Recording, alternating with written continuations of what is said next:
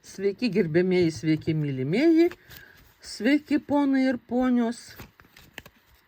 Trumputis išdėstymas su atsakymu taip ar ne.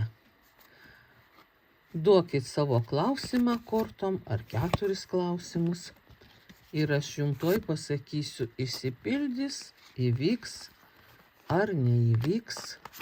Kitaip sakant, trumpai taip ar ne. Žinoma, aš visai trumpai neištversiu, aš pakomentuosiu daugiau, bet vis tiek tai bus trumpai. Tai va, pirmasis, spėjot įsirinkti. Pirmasis variantas taip.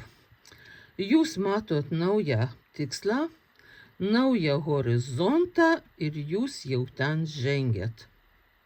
Ne iš karto, bet taip. Antras, taip. Taip stipriai taip, kad net labiau, net geriau, negu jūs manot, tai išsipildys.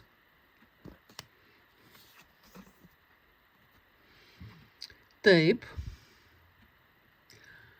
Sunaudosit visą savo energiją ir ryžtą.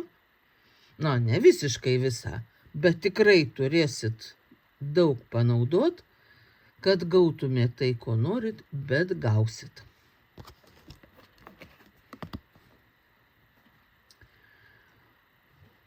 Taip, o ketvirtasis variantas, na, apskritai tai taip.